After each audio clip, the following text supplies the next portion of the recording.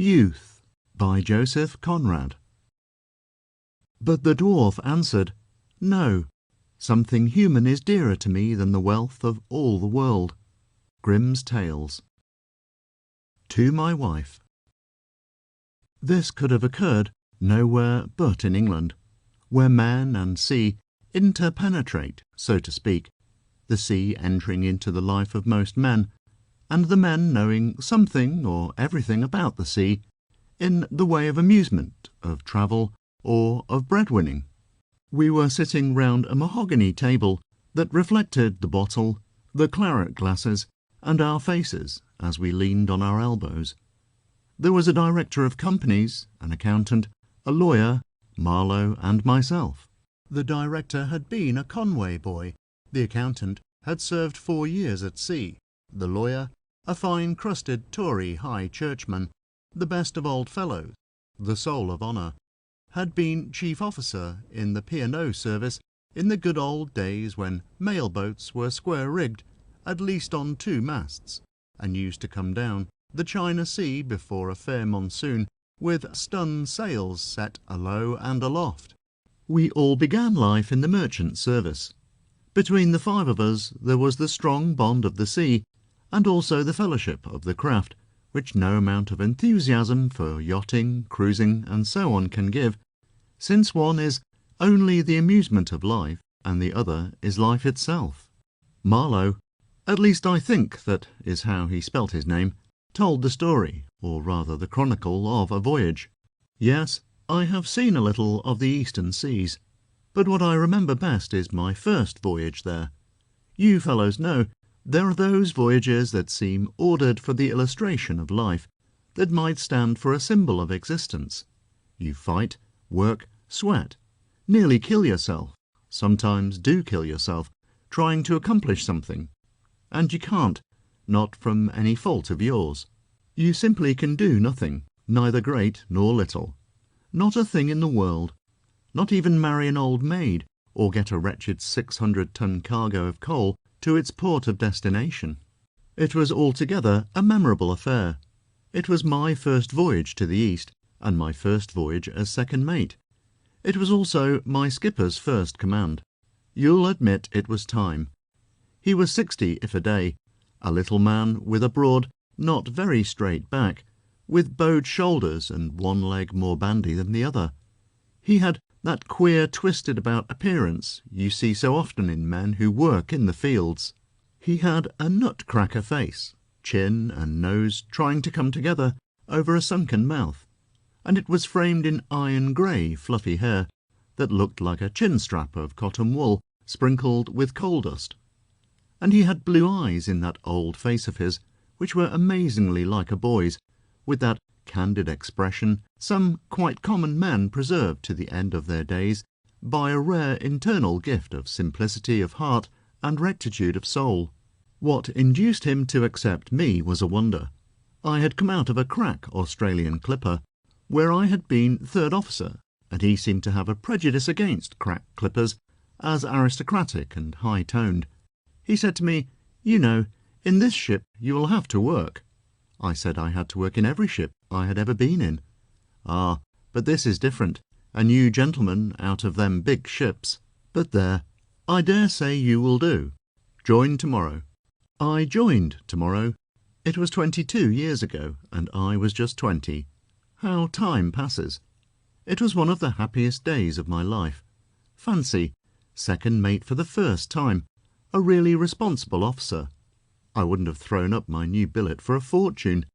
The mate looked me over carefully. He was also an old chap, but of another stamp. He had a Roman nose, a snow-white, long beard, and his name was Mahon, but he insisted that it should be pronounced Man. He was well connected, yet there was something wrong with his look, and he had never got on. As to the captain, he had been for years in coasters, then in the Mediterranean, and last in the West Indian trade. He had never been round the Capes. He could just write a kind of sketchy hand, and didn't care for writing at all. Both were thorough good seamen, of course, and between those 2 old chaps I felt like a small boy between 2 grandfathers. The ship also was old, Her name was the Judea. Queer name, isn't it? She belonged to a man, Wilmer Wilcox, some name like that. But he has been bankrupt and dead these 20 years or more, and his name don't matter. She had been laid up in Shadwell Basin for ever so long. You may imagine her state. She was all rust, dust, grime, soot aloft, dirt on deck. To me, it was like coming out of a palace into a ruined cottage. She was about 400 tons, had a primitive windlass, wooden latches to the doors, not a bit of brass about her, and a big square stern. There was on it, below her name in big letters, a lot of scroll work, with the gilt off, and some sort of a coat of arms, with the motto, "Do or Die," underneath. I remember it took my fancy immensely. There was a touch of romance in it, something that made me love the old thing, something that appealed to my youth. We left London in ballast, sand ballast, to load a cargo of coal in a northern port for Bangkok. Bangkok. I thrilled. I had been 6 years at sea, but had only seen Melbourne and Sydney. Very good places. Charming places in their way, but Bangkok.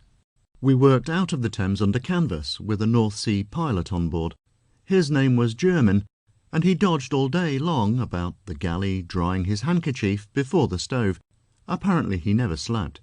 He was a dismal man with a perpetual tear sparkling at the end of his nose, who either had been in trouble or was in trouble, or expected to be in trouble, couldn't be happy unless something went wrong. He mistrusted my youth, my common sense and my seamanship, and made a point of showing it in 100 little ways. I dare say he was right.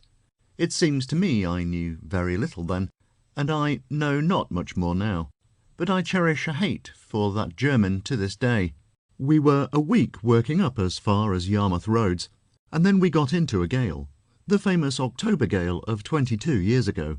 It was wind, lightning, sleet, snow, and a terrific sea. We were flying light, and you may imagine how bad it was when I tell you we had smashed bulwarks and a flooded deck. On the second night, she shifted her ballast into the lee bow, and by that time we had been blown off somewhere on the Dogger Bank. There was nothing for it but go below with shovels and try to right her, and there we were in that vast hold, gloomy like a cavern, the tallow dips stuck and flickering on the beams, the gale howling above, the ship tossing about like mad on her side. There we all were, German, the captain, everyone, hardly able to keep our feet, engaged on that grave digger's work, and trying to toss shovelfuls of wet sand up to windward. At every tumble of the ship you could see vaguely in the dim light men falling down with a great flourish of shovels.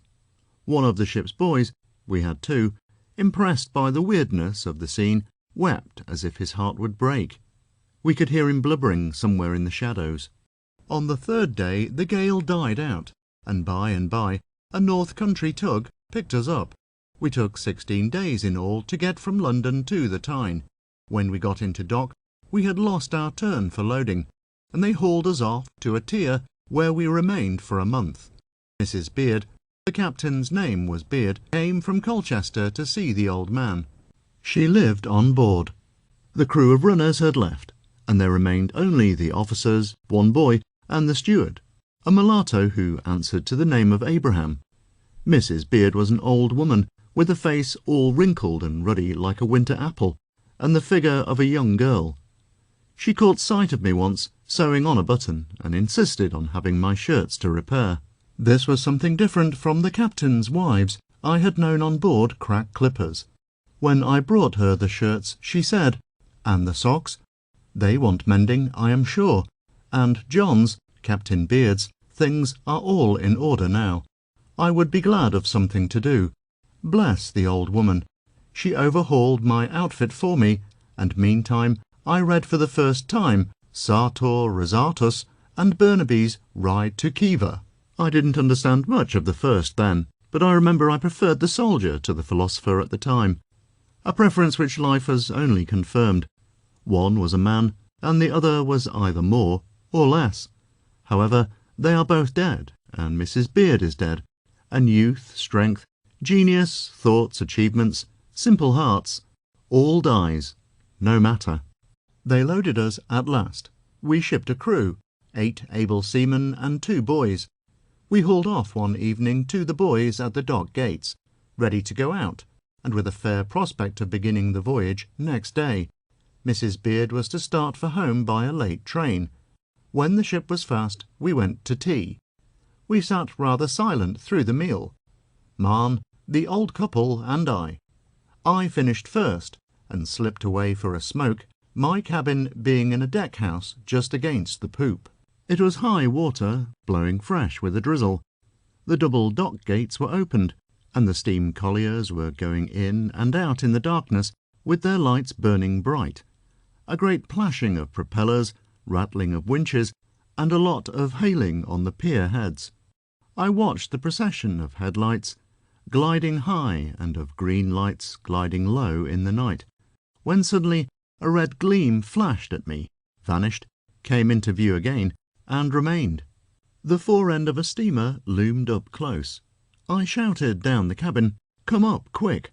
and then heard a startled voice saying, afar in the dark, "Stop her, sir." A bell jingled. Another voice cried warningly, "We are going right into that bark, sir." The answer to this was a gruff, "All right," and the next thing was a heavy crash as the steamer struck a glancing blow with the bluff of her bow about our fore rigging. There was a moment of confusion, yelling and running about. Steam roared. Then somebody was heard saying, "All clear, sir." "Are you all right?" asked the gruff voice. I had jumped forward to see the damage, and hailed back, "I think so." "Easy astern," said the gruff voice. A bell jingled. "What steamer is that?" screamed Marn. By that time she was no more to us than a bulky shadow, manoeuvring a little way off. They shouted at us some name, a woman's name, Miranda or Melissa, or some such thing. "This means another month in this beastly hole," said Marn to me, as we peered with lamps about the splintered bulwarks and broken braces. "But where's the captain?" We had not heard or seen anything of him all that time. We went aft to look. A doleful voice arose, hailing somewhere in the middle of the dock. "Judea, ahoy!" How the devil did he get there? "Hullo!" we shouted. "I am adrift in our boat, without oars," he cried. A belated waterman offered his services, and Marn struck a bargain with him for £half-a-crown to tow our skipper alongside. But it was Mrs. Beard that came up the ladder first. They had been floating about the dock in a mizzly cold rain for nearly an hour. I was never so surprised in my life. It appears that when he heard my shout, "Come up," he understood at once what was the matter, caught up his wife, ran on deck, and across and down into our boat, which was fast to the ladder. Not bad for a 60-year-old. Just imagine that old fellow saving heroically in his arms that old woman, the woman of his life. He set her down on a thwart, and was ready to climb back on board when the painter came adrift somehow, and away they went together. Of course, in the confusion we did not hear him shouting. He looked abashed. She said cheerfully, "I suppose it does not matter my losing the train now." "No, Jenny. You go below and get warm," he growled. Then to us, "A sailor has no business with a wife, I say." There I was, out of the ship. Well, no harm done this time. Let's go and look at what that fool of a steamer smashed. It wasn't much, but it delayed us 3 weeks. At the end of that time, the captain being engaged with his agents, I carried Mrs. Beard's bag to the railway station and put her all comfy into a third-class carriage. She lowered the window to say, "You are a good young man. If you see John, Captain Beard, without his muffler at night, just remind him from me to keep his throat well wrapped up." "Certainly, Mrs. Beard," I said. "You are a good young man. I noticed how attentive you are to John, to Captain." The train pulled out suddenly. I took my cap off to the old woman. I never saw her again. Pass the bottle. We went to sea next day. When we made that start for Bangkok, we had been already 3 months out of London. We had expected to be a fortnight or so at the outside. It was January, and the weather was beautiful. The beautiful sunny winter weather that has more charm than in the summer-time, because it is unexpected and crisp, and you know it won't, it can't last long. It's like a windfall, like a godsend, like an unexpected piece of luck. It lasted all down the North Sea, all down Channel, and it lasted till we were 300 miles or so to the westward of the Lizards. Then the wind went round to the southwest and began to pipe up. In 2 days it blew a gale. The Judea hove to, wallowed on the Atlantic like an old candle-box. It blew day after day. It blew with spite, without interval, without mercy, without rest.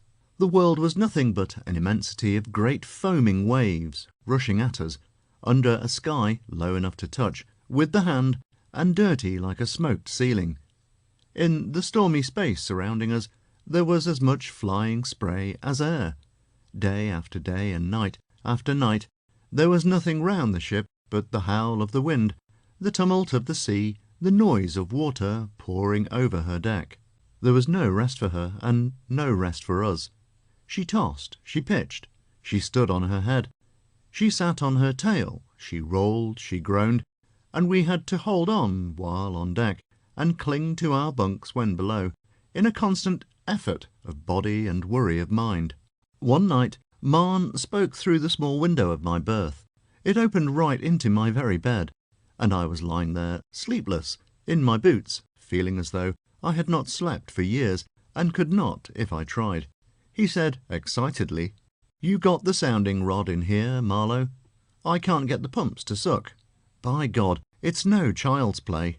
I gave him the sounding rod, and lay down again, trying to think of various things, but I thought only of the pumps. When I came on deck they were still at it, and my watch relieved at the pumps. By the light of the lantern brought on deck to examine the sounding rod, I caught a glimpse of the weary, serious faces. We pumped all the 4 hours. We pumped all night, all day, all the week, watch and watch. She was working herself loose, and leaked badly. Not enough to drown us at once, but enough to kill us with the work at the pumps. And while we pumped, the ship was going from us piecemeal. The bulwarks went, the stanchions were torn out, the ventilators smashed, the cabin door burst in. There was not a dry spot in the ship. She was being gutted bit by bit. The longboat changed, as if by magic, into matchwood where she stood in her gripes. I had lashed her myself, and was rather proud of my handiwork, which had withstood so long the malice of the sea. And we pumped, and there was no break in the weather. The sea was white like a sheet of foam, like a cauldron of boiling milk. There was not a break in the clouds, no, not the size of a man's hand, no, not for so much as 10 seconds. There was for us no sky. There were for us no stars, no sun, no universe, nothing but angry clouds and an infuriated sea. We pumped watch and watch for dear life, and it seemed to last for months, for years, for all eternity, as though we had been dead and gone to a hell for sailors. We forgot the day of the week, the name of the month, what year it was, and whether we had ever been ashore. The sails blew away. She lay broadside on, under a weather cloth. The ocean poured over her, and we did not care. We turned those handles and had the eyes of idiots. As soon as we had crawled on deck, I used to take a round turn with a rope about the men, the pumps and the mainmast, and we turned incessantly with the water to our waists, to our necks, over our heads. It was all one. We had forgotten how it felt to be dry. And there was somewhere in me the thought, by Jove, this is the deuce of an adventure, something you read about, and it is my first voyage as second mate, and I am only 20, and here I am lasting it out as well as any of these men, and keeping my chaps up to the mark. I was pleased. I would not have given up the experience for worlds. I had moments of exultation.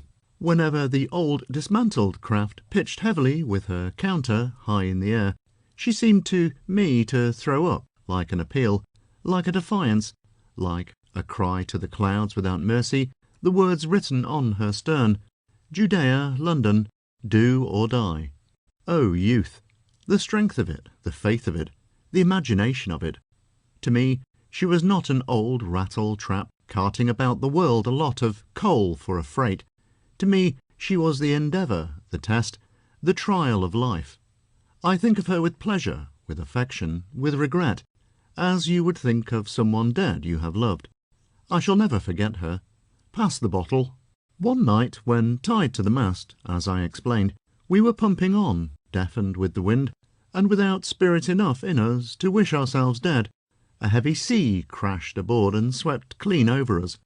As soon as I got my breath, I shouted, as in duty bound, "Keep on, boys," when suddenly I felt something hard floating on deck strike the calf of my leg. I made a grab at it and missed. It was so dark we could not see each other's faces within a foot, you understand. After that thump, the ship kept quiet for a while, and the thing, whatever it was, struck my leg again. This time I caught it, and it was a saucepan. At first, being stupid with fatigue and thinking of nothing but the pumps, I did not understand what I had in my hand. Suddenly it dawned upon me, and I shouted, "Boys, the house on deck is gone. Leave this, and let's look for the cook." There was a deck house forward, which contained the galley, the cook's berth, and the quarters of the crew. As we had expected for days to see it swept away, the hands had been ordered to sleep in the cabin, the only safe place in the ship. The steward, Abraham, however, persisted in clinging to his berth, stupidly like a mule, from sheer fright, I believe, like an animal that won't leave a stable, falling in an earthquake. So we went to look for him. It was chancing death, since out of our lashings we were as exposed as if on a raft. But we went. The house was shattered, as if a shell had exploded inside. Most of it had gone overboard. Stove, men's quarters, and their property, all was gone. But 2 posts, holding a portion of the bulkhead to which Abraham's bunk was attached, remained as if by a miracle. We groped in the ruins and came upon this, and there he was, sitting in his bunk, surrounded by foam and wreckage, jabbering cheerfully to himself. He was out of his mind, completely and forever mad, with this sudden shock coming upon the fag end of his endurance. We snatched him up, lugged him aft, and pitched him head first down the cabin companion. You understand, there was no time to carry him down with infinite precautions and wait to see how he got on. Those below would pick him up at the bottom of the stairs all right. We were in a hurry to go back to the pumps. That business could not wait. A bad leak is an inhuman thing. One would think that the sole purpose of that fiendish gale had been to make a lunatic of that poor devil of a mulatto. It eased before morning, and next day the sky cleared, and as the sea went down, the leak took up. When it came to bending a fresh set of sails, the crew demanded to put back, and really there was nothing else to do. Boats gone, decks swept clean, cabin gutted, men without a stitch but what they stood in, stores spoiled, ship strained. We put her head for home, and, would you believe it, the wind came east right in our teeth. It blew fresh, it blew continuously. We had to beat up every inch of the way, but she did not leak so badly, the water keeping comparatively smooth. 2 hours pumping in every 4 is no joke, but it kept her afloat as far as Falmouth. The good people there live on casualties of the sea, and no doubt were glad to see us. A hungry crowd of shipwrights sharpened their chisels at the sight of that carcass of a ship, and, by Jove, they had pretty pickings off us before they were done. I fancy the owner was already in a tight place. There were delays. Then it was decided to take part of the cargo out and caulk her topsides. This was done, the repairs finished, cargo re-shipped. A new crew came on board, and we went out, for Bangkok. At the end of a week we were back again. The crew said they weren't going to Bangkok.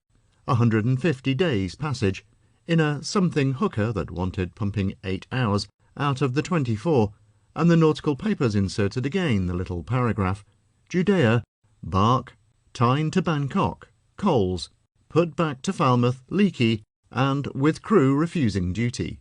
There were more delays, more tinkering. The owner came down for a day and said she was as right as a little fiddle.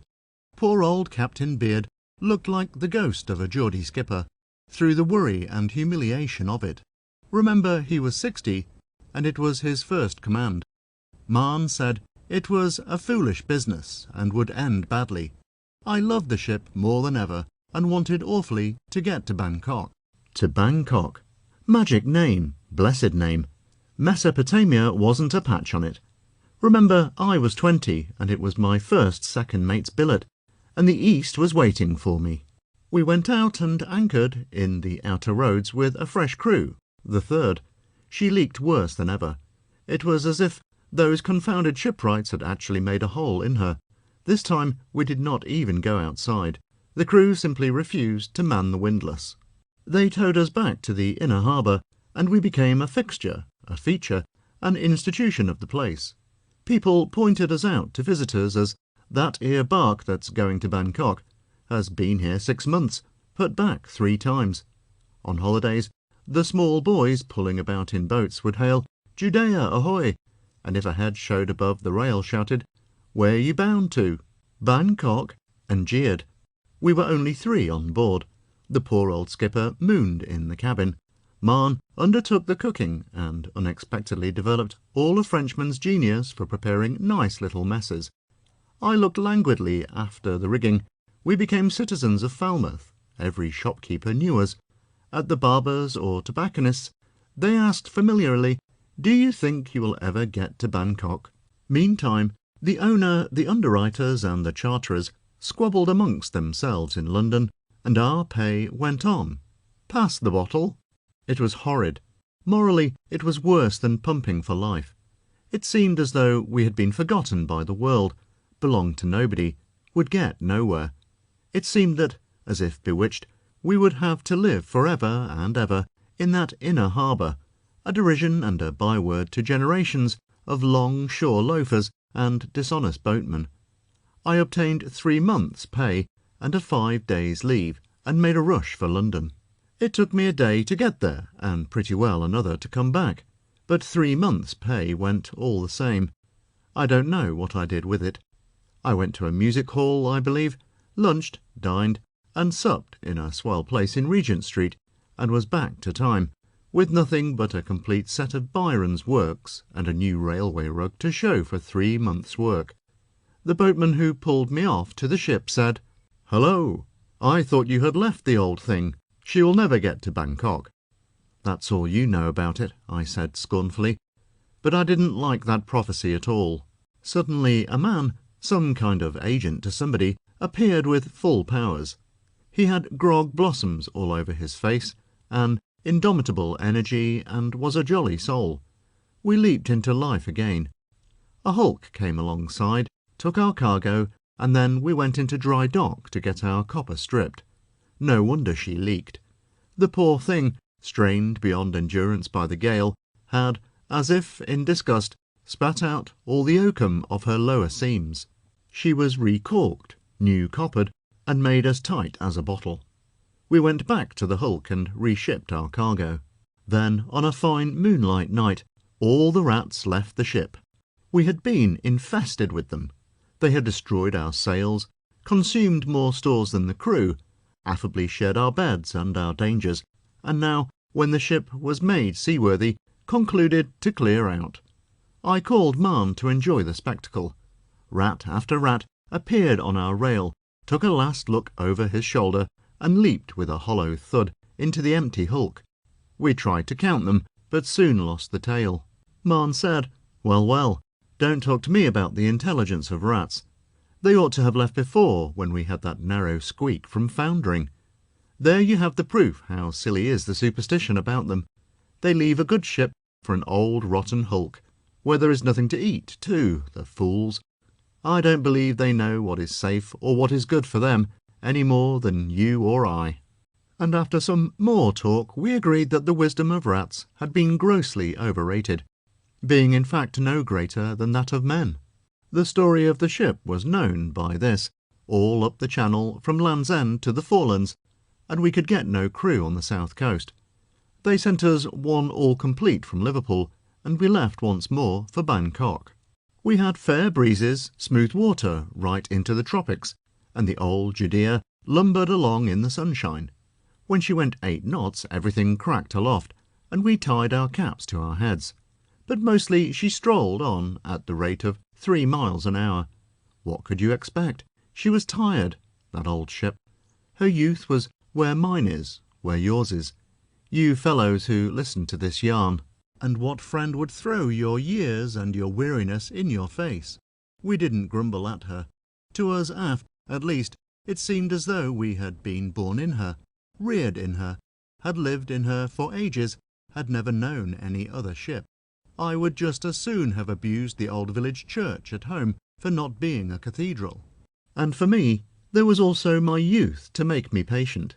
There was all the East before me, and all life, and the thought that I had been tried in that ship and had come out pretty well. And I thought of men of old who, centuries ago, went that road in ships that sailed no better, to the land of palms and spices and yellow sands, and of brown nations ruled by kings more cruel than Nero the Roman, and more splendid than Solomon the Jew. The old bark lumbered on, heavy with her age, and the burden of her cargo, while I lived the life of youth in ignorance and hope.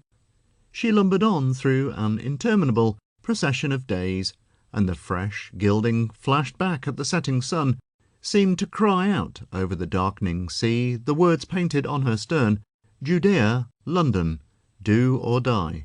Then we entered the Indian Ocean and steered northerly for Java Head. The winds were light. Weeks slipped by. She crawled on, do or die, and people at home began to think of posting us as overdue. One Saturday evening, I being off duty, the men asked me to give them an extra bucket of water or so for washing clothes. As I did not wish to screw on the fresh water pump so late, I went forward whistling, and with a key in my hand, to unlock the forepeak scuttle, intending to serve the water out of a spare tank we kept there. The smell down below was as unexpected as it was frightful. One would have thought hundreds of paraffin lamps had been flaring and smoking in that hole for days. I was glad to get out. The man with me coughed and said, "Funny smell, sir." I answered negligently, "It's good for the health, they say," and walked aft. The first thing I did was to put my head down the square of the midship ventilator. As I lifted the lid, a visible breath, something like a thin fog, a puff of faint haze, rose from the opening. The ascending air was hot and had a heavy, sooty, paraffin-y smell. I gave one sniff and put down the lid gently. It was no use choking myself. The cargo was on fire. Next day, she began to smoke in earnest. You see, it was to be expected, for though the coal was of a safe kind, that cargo had been so handled, so broken up with handling, that it looked more like smithy coal than anything else. Then it had been wetted, more than once. It rained all the time we were taking it back from the hulk, and now, with this long passage, it got heated, and there was another case of spontaneous combustion. The captain called us into the cabin. He had a chart spread on the table and looked unhappy. He said, "The coast of West Australia is near, but I mean to proceed to our destination.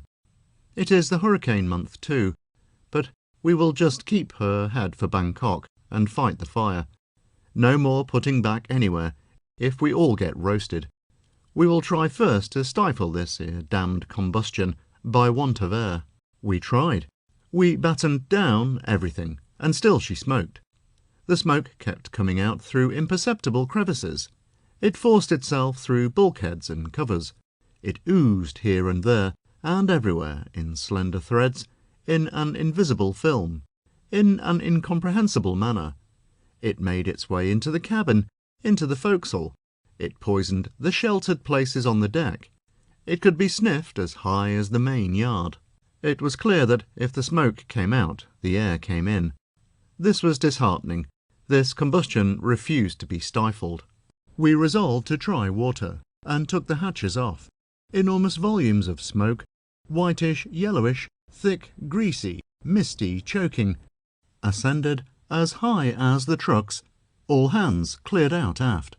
Then the poisonous cloud blew away, and we went back to work in a smoke that was no thicker now than that of an ordinary factory chimney.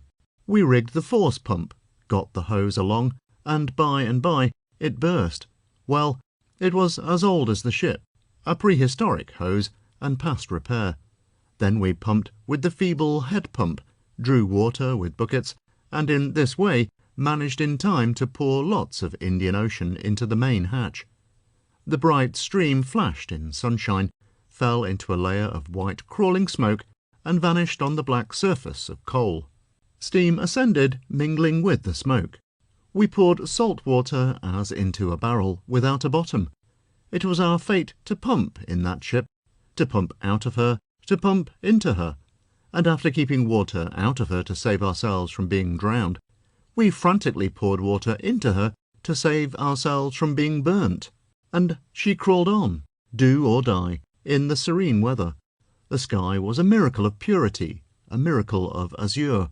The sea was polished, was blue, was pellucid, was sparkling like a precious stone, extending on all sides, all round to the horizon, as if the whole terrestrial globe had been one jewel, one colossal sapphire, a single gem fashioned into a planet.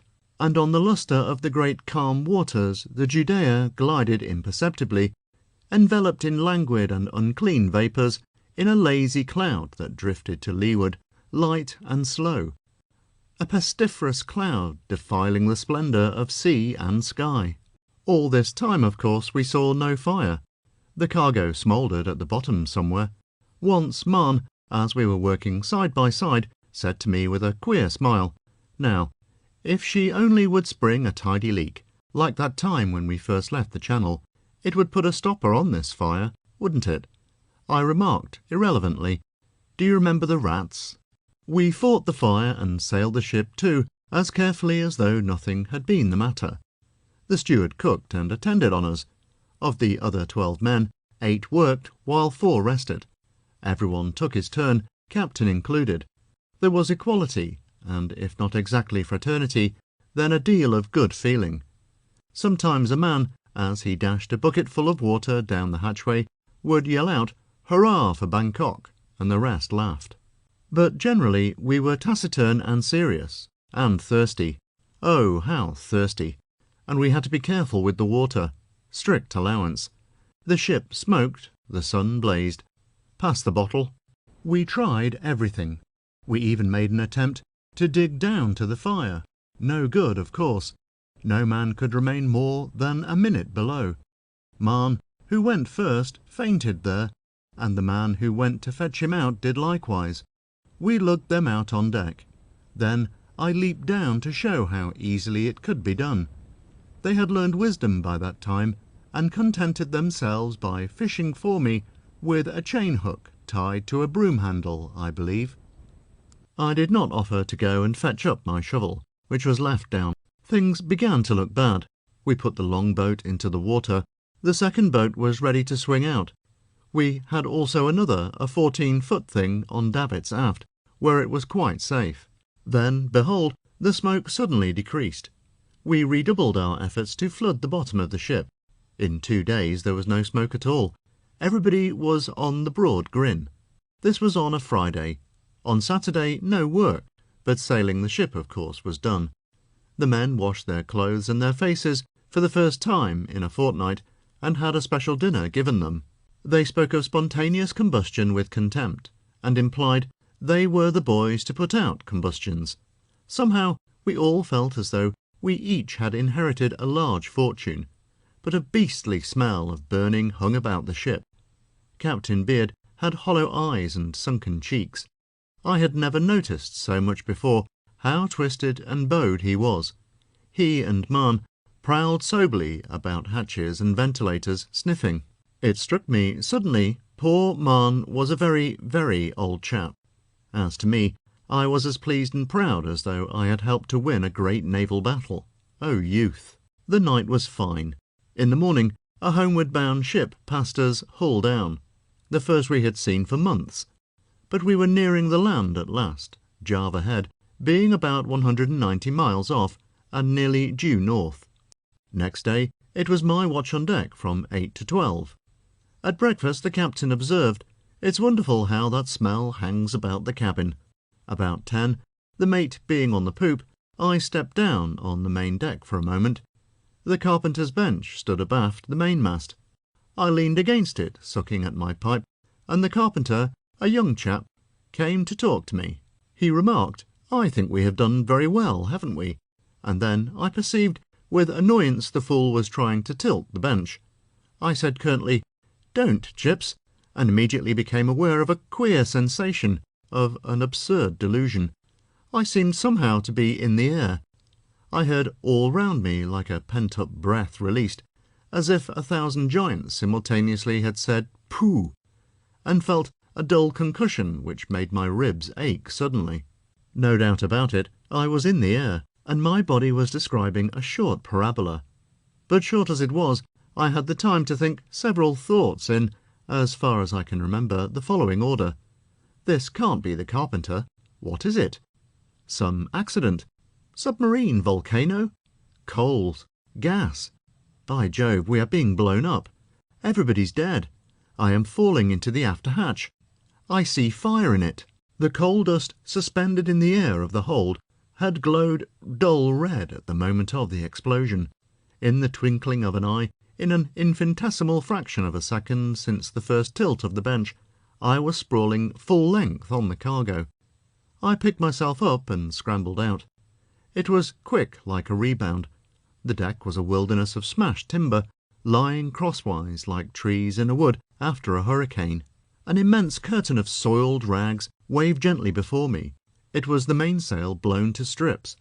I thought, the masts will be toppling over directly, and to get out of the way bolted on all fours towards the poop ladder.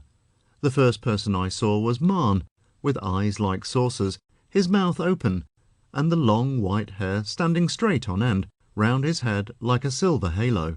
He was just about to go down when the sight of the main deck, stirring, heaving up and changing into splinters before his eyes, petrified him on the top step. I stared at him in unbelief, and he stared at me with a queer kind of shocked curiosity. I did not know that I had no hair, no eyebrows, no eyelashes, that my young moustache was burnt off, that my face was black, one cheek laid open, my nose cut, and my chin bleeding. I had lost my cap, one of my slippers, and my shirt was torn to rags. Of all this I was not aware. I was amazed to see the ship still afloat, the poop deck whole, and most of all, to see anybody alive. Also, the peace of the sky and the serenity of the sea were distinctly surprising. I suppose I expected to see them convulsed with horror. Pass the bottle. There was a voice hailing the ship from somewhere. In the air, in the sky, I couldn't tell. Presently I saw the captain, and he was mad. He asked me eagerly, "Where's the cabin table?" And to hear such a question was a frightful shock. I had just been blown up, you understand, and vibrated with that experience. I wasn't quite sure whether I was alive. Marn began to stamp with both feet and yelled at him, "Good God, don't you see the deck's blown out of her?" I found my voice and stammered out, as if conscious of some gross neglect of duty, "I don't know where the cabin table is." It was like an absurd dream. Do you know what he wanted next? Well, he wanted to trim the yards. Very placidly, and as if lost in thought, he insisted on having the foreyard squared. "I don't know if there's anybody alive," said Marn, almost tearfully. "Surely," he said gently, "there will be enough left to square the foreyard." The old chap, it seems, was in his own berth, winding up the chronometers, when the shock sent him spinning. Immediately it occurred to him, as he said afterwards, that the ship had struck something, and he ran out into the cabin. There he saw the cabin table had vanished somewhere. The deck being blown up, it had fallen down into the lazarette, of course. Where we had our breakfast that morning, he saw only a great hole in the floor. This appeared to him so awfully mysterious, and impressed him so immensely, that what he saw and heard after he got on deck were mere trifles in comparison. And, mark, he noticed directly the wheel deserted and his bark off her course, and his only thought was to get that miserable, stripped, undecked, smouldering shell of a ship back again with her head pointing at her port of destination. Bangkok! That's what he was after. I tell you, this quiet, bowed, bandy-legged, almost deformed little man was immense in the singleness of his idea, and in his placid ignorance of our agitation. He motioned us forward with a commanding gesture, and went to take the wheel himself. Yes, That was the first thing we did, trim the yards of that wreck. No one was killed or even disabled, but everyone was more or less hurt. You should have seen them. Some were in rags, with black faces like coal heavers, like sweeps, and had bullet heads that seemed closely cropped, but were, in fact, singed to the skin. Others of the watch below, awakened by being shot out from their collapsing bunks, shivered incessantly and kept on groaning even as we went about our work. But they all worked. That crew of Liverpool hard cases had in them the right stuff. It's my experience they always have. It is the sea that gives it, the vastness, the loneliness surrounding their dark, stolid souls. Ah. Well, we stumbled, we crept, we fell, we barked our shins on the wreckage, we hauled. The masts stood, but we did not know how much they might be charred down below. It was nearly calm, but a long swell ran from the west and made her roll. They might go at any moment.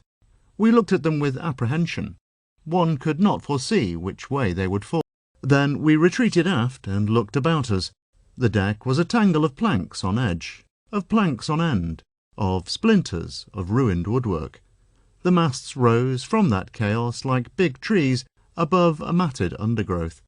The interstices of that mass of wreckage were full of something whitish, sluggish, stirring, of something that was like a greasy fog. The smoke of the invisible fire was coming up again, was trailing like a poisonous thick mist in some valley choked with dead wood. Already lazy wisps were beginning to curl upwards amongst the mass of splinters. Here and there a piece of timber stuck upright resembled a post. Half of a fife rail had been shot through the foresail, and the sky made a patch of glorious blue in the ignobly soiled canvas. A portion of several boards holding together had fallen across the rail, and one end protruded overboard, like a gangway leading upon nothing, like a gangway leading over the deep sea, leading to death, as if inviting us to walk the plank at once and be done with our ridiculous troubles. And still the air, the sky, a ghost. Something invisible was hailing the ship. Someone had the sense to look over, and there was the helmsman, who had impulsively jumped overboard, anxious to come back. He yelled and swam lustily like a merman, keeping up with the ship. We threw him a rope, and presently he stood amongst us, streaming with water and very crestfallen. The captain had surrendered the wheel, and apart, elbow on rail and chin in hand, gazed at the sea wistfully. We asked ourselves, what next? I thought, now this is something like. This is great. I wonder what will happen. Oh, youth. Suddenly, Mahon sighted a steamer far astern. Captain Beard said, we may do something with her yet. We hoisted 2 flags which said in the international language of the sea, on fire, want immediate assistance. The steamer grew bigger rapidly, and by spoke with 2 flags on her foremast, I am coming to your assistance. In half an hour she was abreast, to windward, within hail and rolling slightly, with her engine stopped. We lost our composure and yelled all together with excitement, we've been blown up. A man in a white helmet on the bridge cried, yes, all right, and he nodded his head and smiled and made soothing motions with his hand as though at a lot of frightened children. One of the boats dropped in the water and walked towards us upon the sea with her long oars. 4 calashes pulled a swinging stroke. This was my first sight of Malay seamen. I've known them since, but what struck me then was their unconcern.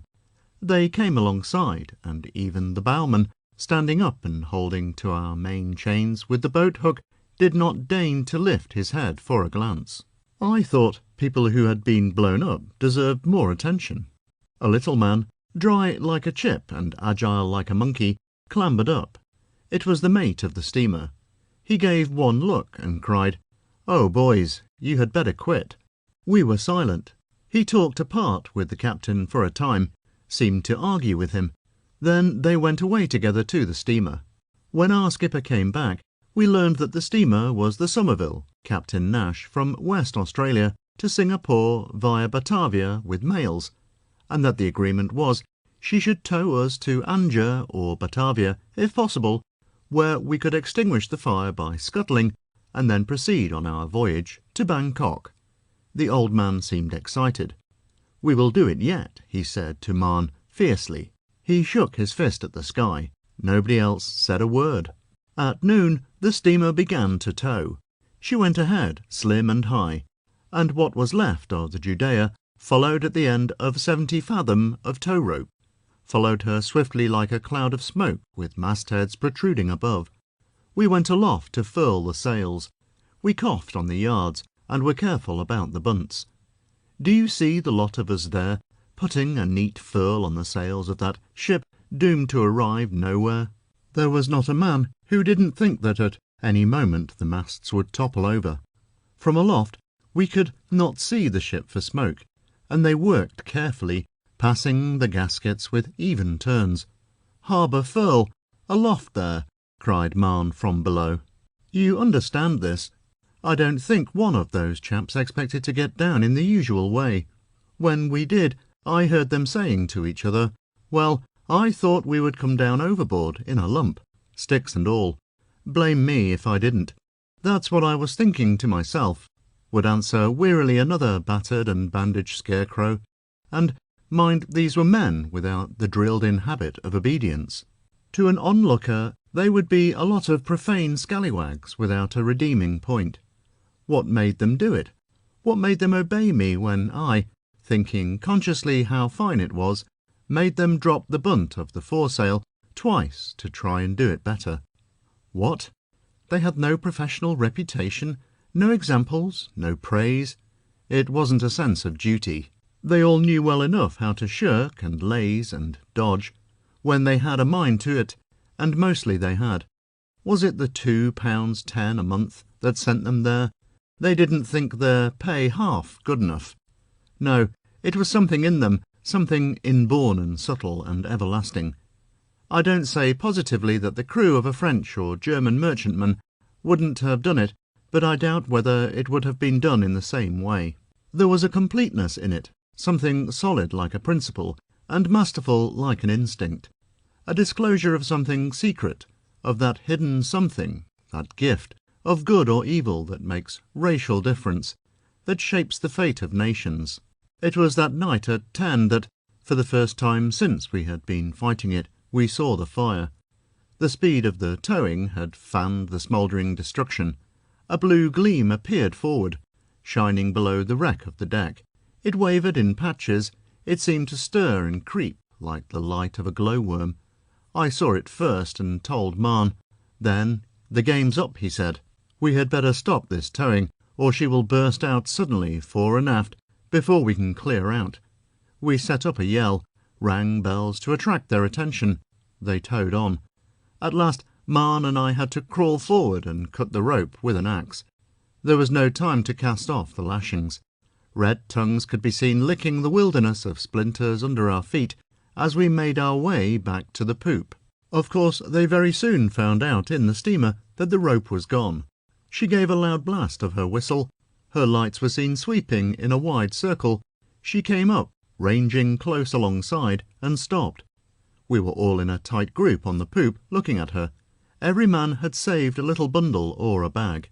Suddenly, a conical flame with a twisted top shot up forward and threw upon the black sea a circle of light, with the two vessels side by side and heaving gently in its centre.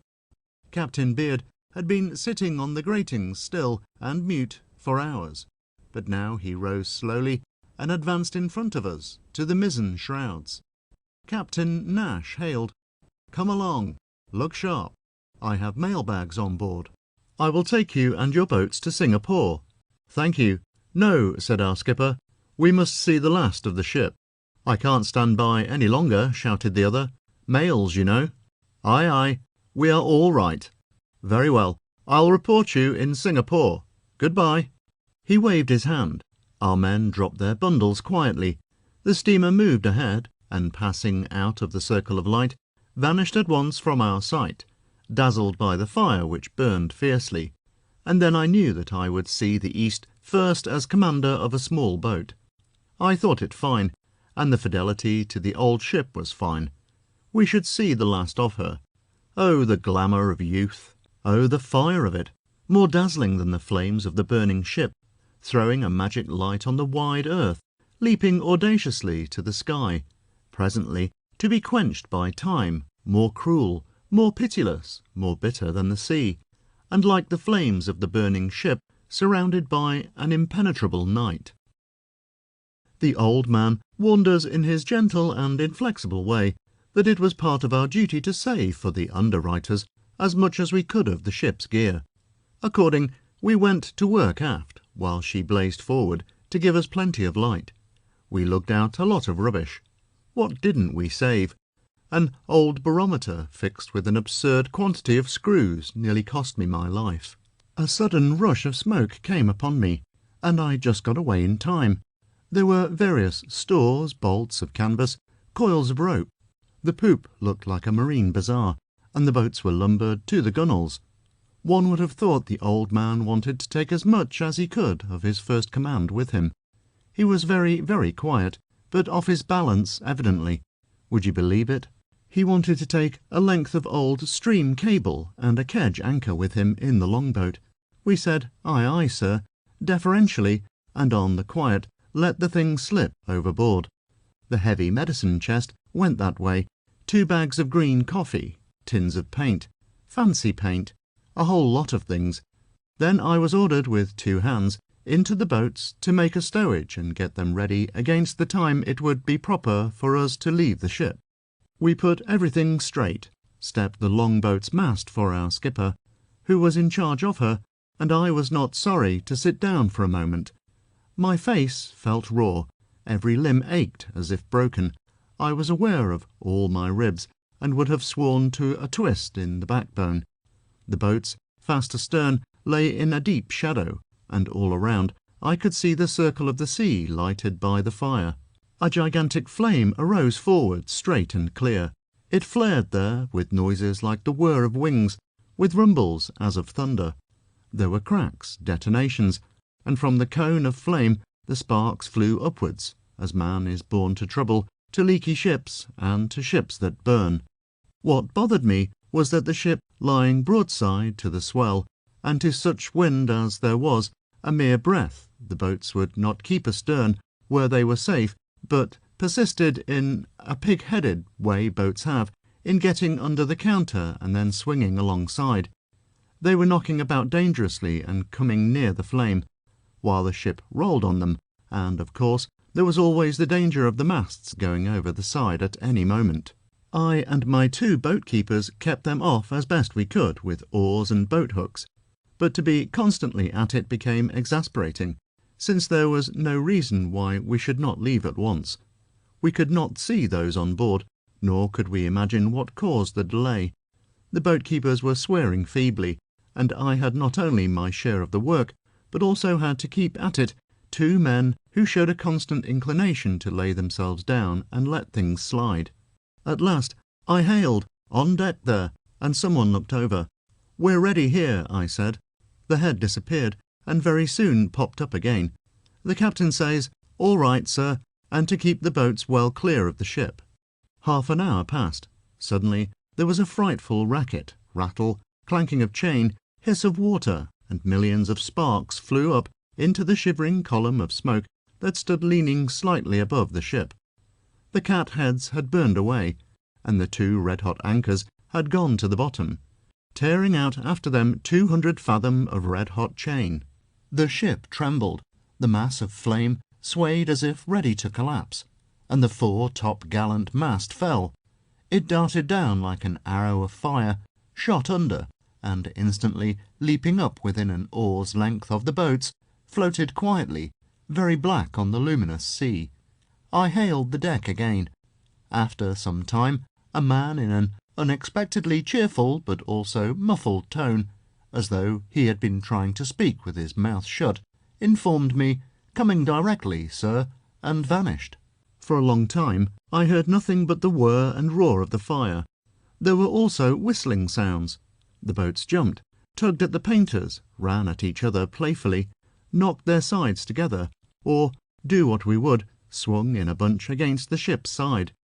I couldn't stand it any longer, and swarming up a rope, clambered aboard over the stern. It was as bright as day. Coming up like this, the sheet of fire facing me was a terrifying sight, and the heat seemed hardly bearable at first. On a settee cushion, dragged out of the cabin, Captain Beard, with his legs drawn up and one arm under his head, slept with the light playing on him. Do you know what the rest were busy about? They were sitting on deck, right aft, round an open case, eating bread and cheese, and drinking bottled stout.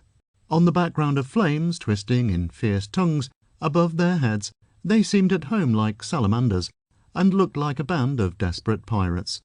The fire sparkled in the whites of their eyes, gleamed on patches of white skin seen through the torn shirts. Each had the marks as of a battle about him, bandaged heads, tied up arms, a strip of dirty rag round a knee, and each man had a bottle between his legs and a chunk of cheese in his hand. Marn got up. With his handsome and disreputable head, his hooked profile, his long white beard, and with an uncorked bottle in his hand, he resembled one of those reckless sea robbers of old, making merry amidst violence and disaster. "The last meal on board," he explained solemnly. "We had nothing to eat all day, and it was no use leaving all this." He flourished the bottle and indicated the sleeping skipper. He said he couldn't swallow anything, so I got him to lie down. He went on, and as I stared, "I don't know whether you are aware, young fellow, the man had no sleep to speak of for days, and there will be damn little sleep in the boats." "There will be no boats by and by if you fool about much longer," I said indignantly. I walked up to the skipper and shook him by the shoulder. At last he opened his eyes but did not move. "Time to leave her, sir," I said quietly. He got up painfully, looked at the flames, at the sea sparkling round the ship, and black as ink farther away. He looked at the stars shining dim through a thin veil of smoke, in a sky black as Erebus. "Youngest first," he said, and the ordinary seaman, wiping his mouth with the back of his hand, got up, clambered over the taffrail, and vanished. Others followed. One, on the point of going over, stopped short to drain his bottle, and with a great swing of his arm flung it at the fire. "Take this," he cried. The skipper lingered disconsolately, and we left him to commune alone for a while with his first command. Then I went up again, and brought him away at last. It was time. The ironwork on the poop was hot to the touch. Then the painter of the long boat was cut, and the 3 boats, tied together, drifted clear of the ship. It was just 16 hours after the explosion when we abandoned her. Marn had charge of the second boat, and I had the smallest, the 14-foot thing. The long boat would have taken the lot of us, but the skipper said we must save as much property as we could, for the underwriters, and so I got my first command. I had 2 men with me, a bag of biscuits, a few tins of meat, and a breaker of water. I was ordered to keep close to the longboat, that in case of bad weather we might be taken into her. And do you know what I thought? I thought I would part company as soon as I could. I wanted to have my first command, all to myself. I wasn't going to sail in a squadron if there were a chance for independent cruising. I would make land by myself. I would beat the other boats. Youth, all youth, the silly, charming, beautiful youth. But we did not make a start at once. We must see the last of the ship. And so the boats drifted about that night, heaving and setting on the swell. The men dozed, waked, sighed, groaned. I looked at the burning ship. Between the darkness of earth and heaven, she was burning fiercely upon a disk of purple sea, shot by the blood-red play of gleams, upon a disk of water, glittering and sinister. A high, clear flame, an immense and lonely flame, ascended from the ocean, and from its summit the black smoke poured continuously at the sky. She burned furiously, mournful and imposing, like a funeral pile kindled in the night, surrounded by the sea, watched over by the stars. A magnificent death had come like a grace, like a gift, like a reward to that old ship at the end of her laborious days. The surrender of her weary ghost to the keeping of stars and sea was stirring like the sight of a glorious triumph. The masts fell just before daybreak, and for a moment there was a burst and turmoil of sparks that seemed to fill with flying fire the night patient and watchful, the vast night lying silent upon the sea. At daylight she was only a charred shell, floating still under a cloud of smoke and bearing a glowing mass of coal within. Then the oars were got out, and the boats forming in a line moved round her remains as if in procession, the long-boat leading. As we pulled across her stern, a slim dart of fire shot out viciously at us, and suddenly she went down, head first, in a great hiss of steam. The unconsumed stern was the last to sink. But the paint had gone, had cracked, had peeled off, and there were no letters, there was no word, no stubborn device that was like her soul, to flash at the rising sun her creed and her name. We made our way north. A breeze sprang up, and about noon all the boats came together for the last time. I had no mast or sail in mine, but I made a mast out of a spare oar, and hoisted a boat awning for a sail, with a boat hook for a yard. She was certainly overmasted, but I had the satisfaction of knowing that with the wind aft I could beat the other two. I had to wait for them. Then we all had a look at the captain's chart, and, after a sociable meal of hard bread and water, got our last instructions. These were simple. Steer north, and keep together as much as possible. "Be careful with that jury-rig, Marlow," said the captain, and Marn, as I sailed proudly past his boat, wrinkled his curved nose and hailed, "You will sail that ship of yours under water, if you don't look out, young fellow." He was a malicious old man, and may the deep sea where he sleeps now rock him gently, rock him tenderly to the end of time. Before sunset, a thick rain squall passed over the two boats, which were far astern, and that was the last I saw of them for a time. Next day I sat steering my cockle shell, my first command, with nothing but water and sky around me. I did sight, in the afternoon, the upper sails of a ship far away, but said nothing, and my men did not notice her. You see, I was afraid she might be homeward bound, and I had no mind to turn back from the portals of the east. I was steering for Java, another blessed name, like Bangkok, you know. I steered many days. I need not tell you what it is to be knocking about in an open boat. I remember nights and days of calm when we pulled, and the boat seemed to stand still, as if bewitched within the circle of the sea horizon. I remember the heat, the deluge of rain squalls that kept us bailing for dear life, but filled our water cask, and I remember 16 hours on end, with a mouth dry as a cinder, and a steering oar over the stern to keep my first command head on to a breaking sea. I did not know how good a man I was till then. I remember the drawn faces, the dejected figures of my two men, and I remember my youth and the feeling that will never come back any more, the feeling that I could last forever, outlast the sea, the earth, and all men, the deceitful feeling that lures us on to joys, to perils, to love, to vain effort, to death, the triumphant conviction of strength, the heat of life in the handful of dust, the glow in the heart that with every year grows dim, grows cold, grows small, and expires too soon, before life itself. And this is how I see the East. I have seen its secret places and have looked into its very soul, but now I see it always from a small boat, a high outline of mountains, blue and afar in the morning, like faint mist at noon, a jagged wall of purple at sunset. I have the feel of the oar in my hand, the vision of a scorching blue sea in my eyes, and I see a bay, a wide bay, smooth as glass and polished like ice, shimmering in the dark. A red light burns far off upon the gloom of the land, and the night is soft and warm. We drag at the oars with aching arms, and suddenly a puff of wind, a puff faint and tepid and laden with strange odours of blossoms, of aromatic wood, comes out of the still night, the first sigh of the east on my face, that I can never forget.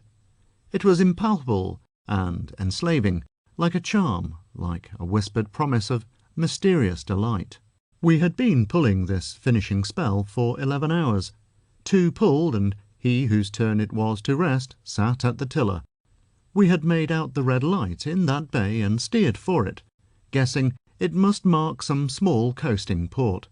We passed 2 vessels, outlandish and high-sterned, sleeping at anchor, and, approaching the light, now very dim, ran the boat's nose against the end of a jutting wharf. We were blind with fatigue. My men dropped the oars and fell off the thwarts as if dead. I made fast to a pile. A current rippled softly.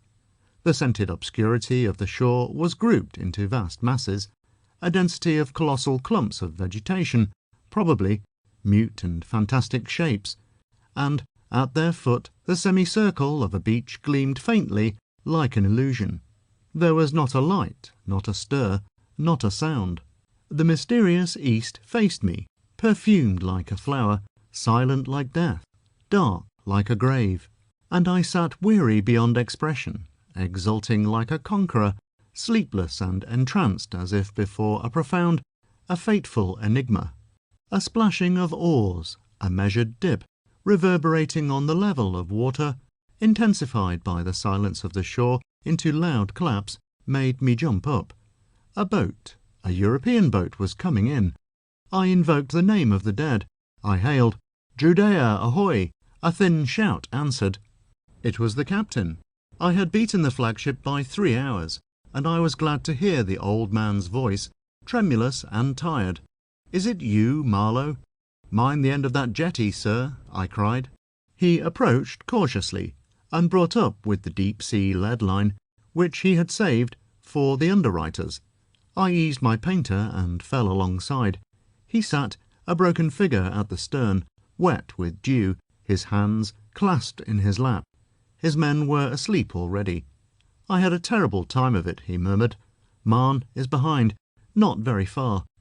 We conversed in whispers, in low whispers, as if afraid to wake up the land. Guns, thunder, earthquakes would not have awakened the men just then. Looking around as we talked, I saw away at sea a bright light travelling in the night. "There's a steamer passing the bay," I said. She was not passing, she was entering, and she even came close and anchored. "I wish," said the old man, "you would find out whether she is English. Perhaps they could give us a passage somewhere." He seemed nervously anxious. So, by dint of punching and kicking, I started one of my men into a state of somnambulism, and, giving him an oar, took another and pulled towards the lights of the steamer. There was a murmur of voices in her, metallic hollow clangs of the engine-room, footsteps on the deck. Her ports shone, round like dilated eyes. Shapes moved about, and there was a shadowy man high up on the bridge. He heard my oars. And then, before I could open my lips, the east spoke to me, but it was in a western voice. A torrent of words was poured into the enigmatical, the fateful silence. Outlandish, angry words, mixed with words and even whole sentences of good English, less strange but even more surprising. The voice swore and cursed violently. It riddled the solemn peace of the bay by a volley of abuse. It began by calling me pig, and from that went crescendo into unmentionable adjectives in English. The man up there raged aloud in 2 languages, and with a sincerity in his fury that almost convinced me I had, in some way, sinned against the harmony of the universe. I could hardly see him, but began to think he would work himself into a fit. Suddenly he ceased, and I could hear him snorting and blowing like a porpoise. I said, "What steamer is this, pray?" "Eh? What's this? And who are you?" "Castaway crew of an English bark burnt at sea. We came here tonight. I am the second mate. The captain is in the longboat and wishes to know if you would give us a passage somewhere." "Oh, my goodness! I say, this is the Celestial from Singapore on her return trip. I'll arrange with your captain in the morning. And, I say, did you hear me just now?" "I should think the whole bay heard you." I thought you were a shore boat. Now, look here. This infernal lazy scoundrel of a caretaker has gone to sleep again. Curse him! The light is out, and I nearly ran foul of the end of this damned jetty. This is the third time he plays me this trick. Now I ask you, can anybody stand this kind of thing? It's enough to drive a man out of his mind. I'll report him. I'll get the assistant resident to give him the sack. See, there's no light. It's out, isn't it? I take you to witness the light's out. There should be a light, you know. A red light on the... There was a light, I said mildly. But it's out, man. What's the use of talking like this? You can see for yourself it's out, don't you? If you had to take a valuable steamer along this God-forsaken coast, you would want a light too. I'll kick him from end to end of his miserable wharf. You'll see if I don't. I will. So I may tell my captain you'll take us, I broke in. Yes, I'll take you. Good night, he said brusquely. I pulled back, made fast again to the jetty, and then went to sleep at last. I had faced the silence of the East. I had heard some of its languages, but when I opened my eyes again, the silence was as complete as though it had never been broken. I was lying in a flood of light, and the sky had never looked so far, so high before. I opened my eyes and lay without moving. And then I saw the men of the East. They were looking at me. The whole length of the jetty was full of people. I saw brown, bronze, yellow faces, the black eyes, the glitter, the colour of an Eastern crowd. And all these beings stared without a murmur, without a sigh, without a movement. They stared down at the boats, at the sleeping men who at night had come to them from the sea. Nothing moved.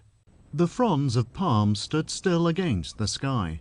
Not a branch stirred along the shore, and the brown roofs of hidden houses peeped through the green foliage, through the big leaves that hung shining and still like leaves forged of heavy metal. This was the East of the ancient navigators, so old, so mysterious, resplendent and sombre, living and unchanged, full of danger and promise. And these were the men. I sat up suddenly. A wave of movement passed through the crowd from end to end, passed along the heads, swayed the bodies, ran along the jetty like a ripple on the water, like a breath of wind on a field, and all was still again.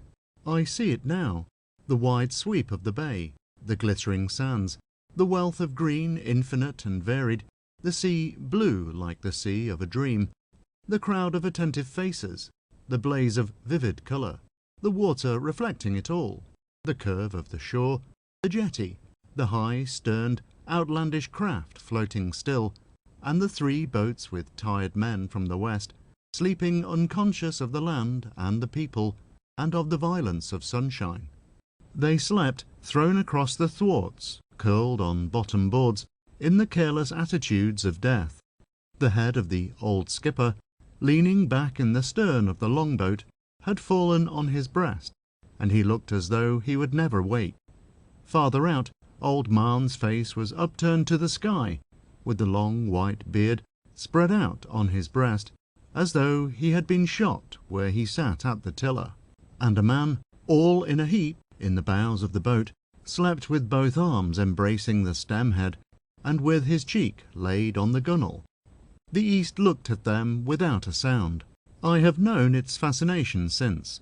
I have seen the mysterious shores, the still water, the lands of brown nations, where a stealthy nemesis lies in wait, pursues, overtakes so many of the conquering race, who are proud of their wisdom, of their knowledge, of their strength. But for me, all the East is contained in that vision of my youth. It is all in that moment when I opened my young eyes on it. I came upon it from a tussle with the sea, and I was young, and I saw it looking at me. And this is all that is left of it, only a moment of strength, of romance, of glamour, of youth, a flick of sunshine upon a strange shore, the time to remember, the time for a sigh, and goodbye. Night, goodbye. He drank. Ah, the good old time, the good old time, youth and the sea, glamour and the sea, the good, strong sea, the salt, bitter sea, that could whisper to you and roar at you and knock your breath out of you. He drank again. By all that's wonderful, it is the sea, I believe, the sea itself. Or is it youth alone? Who can tell? But you hear, you all had something out of life, money, love, whatever one gets on shore. And tell me, wasn't that the best time? That time when we were young at sea, young and had nothing, on the sea that gives nothing except hard knocks, and sometimes a chance to feel your strength, but only what you all regret. And we all nodded at him, the man of finance, the man of accounts, the man of law. We all nodded at him over the polished table that, like a still sheet of brown water, reflected our faces, lined, wrinkled, our faces marked by toil, by deceptions, by success, by love, our weary eyes looking still, looking always, looking anxiously for something out of life, that while it is expected, is already gone, has passed unseen, in a sigh, in a flash, together with the youth, with the strength, with the romance of illusions.